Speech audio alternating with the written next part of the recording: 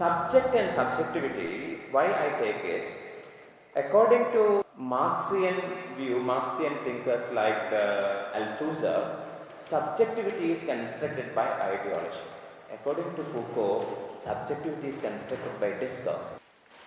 The question of subject and subjectivity directly affects colonized people's perception of their identities and their capacities to resist the conditions of their domination, their subjection. Okay.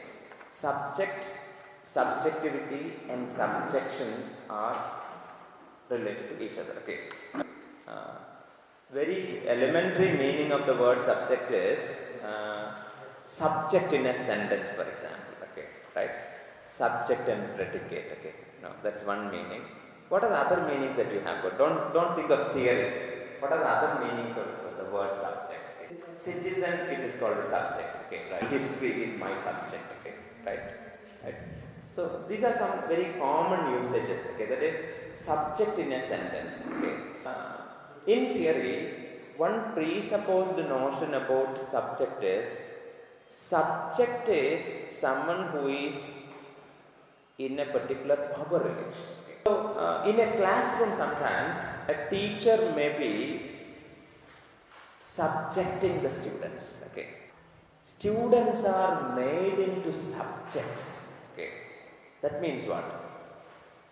That is, the power relationship is kind of set there in that in a classroom context. Okay. Power relationship is set in a classroom context. Okay.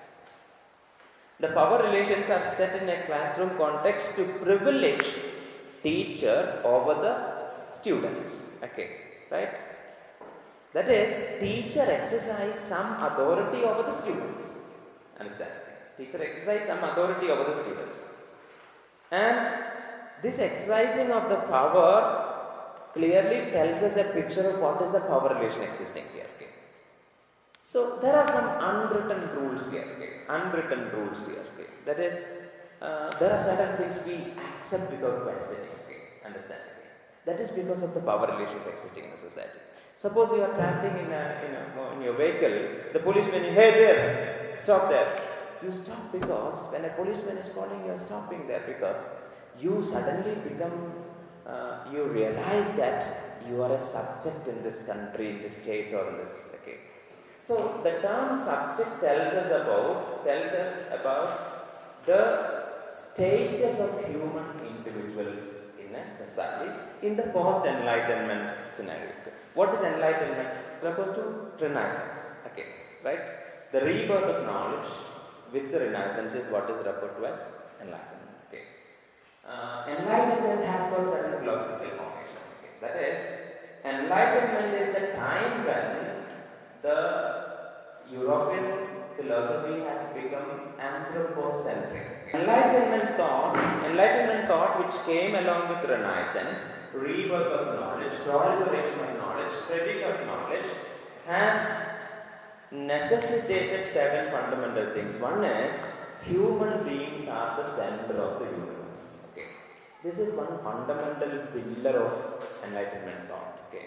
Human beings are the center of the universe. Okay. That is, the world view which will be inherent in all the works that we read will be one which presupposes that human beings are the most important creatures on earth. This is actually a Judeo-Christian worldview. This comes from Bible. Okay. This comes from Bible and other previous texts. Okay, right? The Judeo-Christian worldview is the one which prioritizes human beings over other creatures. That is, the world is replenished with so many things for the consumption of human beings. Okay.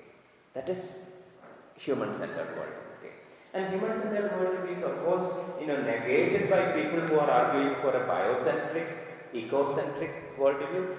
Eco-criticism and all those things are going into that direction. Okay. So, one presupposed notion in enlightenment is human beings are the center of the universe. Second thing is, human beings are endowed with reasoning power, okay, which other creatures do not have. Okay.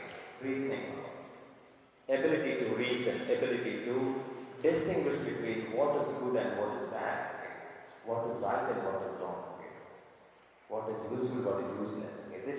This process happens, because we had, what we presuppose is when human beings are endowed with reasoning power, we also tell that other creatures are not having reasoning power. Okay. So if you leave your cow somewhere, the cow will not come home on its own. Okay. Cow will not come home.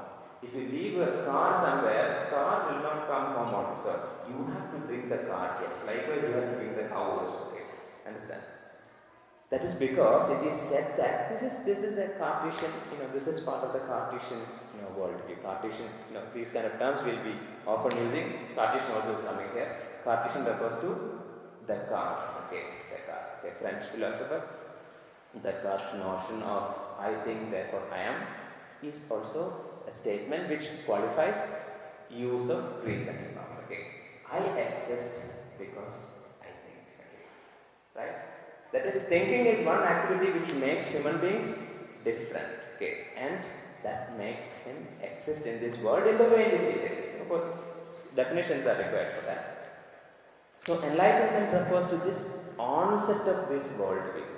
The worldview in which human beings are the center of the universe, human beings are endowed with reasoning power. Third thing is that human beings, there is nothing in this world which cannot be understood by human beings. There is nothing which cannot be understood by human beings. That is because using reasoning power, using our ability to understand. Okay, logocentrism. Okay, comes logocentrism. Okay, logocentrism has two meanings. One is every word has a meaning and everything can be studied. Okay.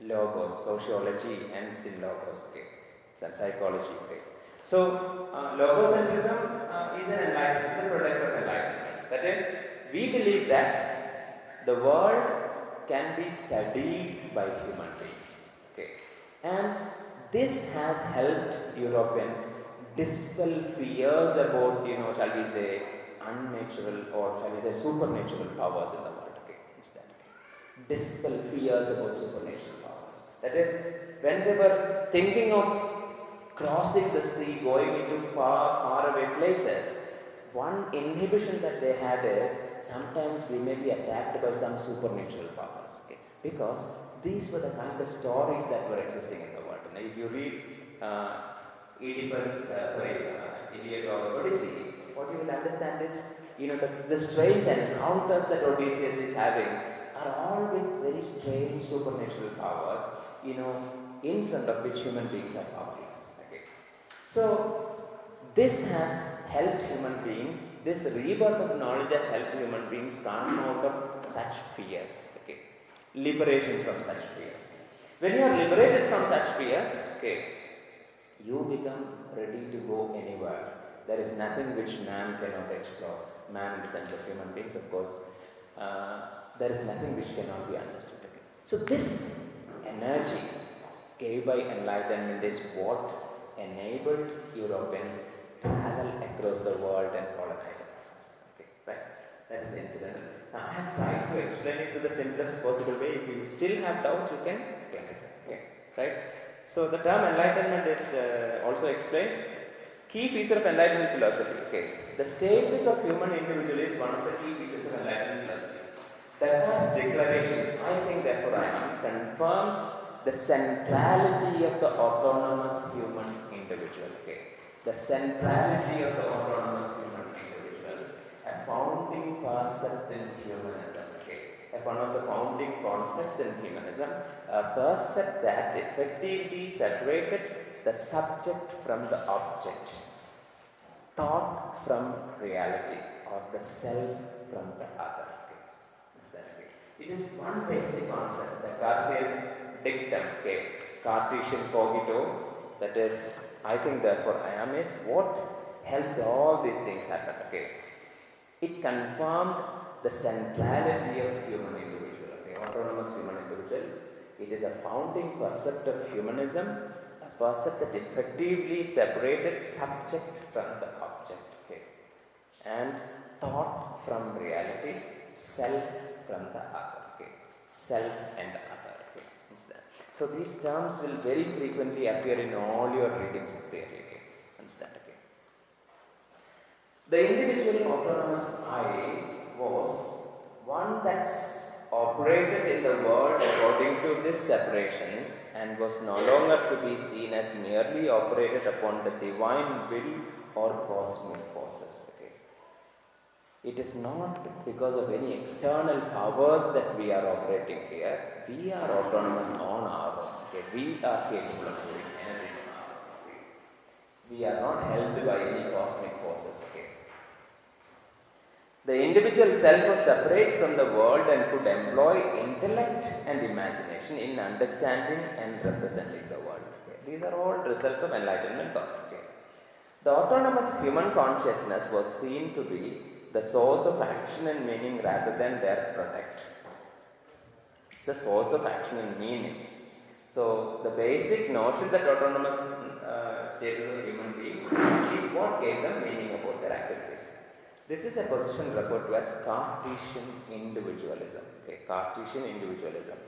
One that tended to overlook or downplay the significance of social relations or the role of language in forming the self. Okay. Language is considered to be very important in forming the self. The very word I, Lacanian psychoanalysis explores this problem very deeply. Okay. We have to come to know our subject. Although debate about subject-object relations continued in European philosophy throughout the 19th century, with the critique of subject-centered reason culminating in Nietzsche's philosophy, the most influential contemporary shift in the enlightened question began in the thinking of Freud and Marx. Okay. So a change in the European thinking came into force with Freud and Marx. Freud's theories of the unconscious dimensions of the self revealed that there were aspects of the individual's formation that were not accessible to thought. Okay. So, what we believed was that human individual is autonomous, he knows himself, he understands himself very thoroughly. Okay. But Freud came out and told that there are certain things in your own self which you are not able to access. You don't have access to your subconscious mind. You are not able to access your unconscious mind. Okay. So, right, formation of that accessible to thought and which thus blurred the distinction between subject and object. Okay. So, one theory, you can always see that one theory is being questioned by the next theory and it goes on and on and on. Okay. And as I told you, every critic leaves the subject open-ended that another person can join the conversation.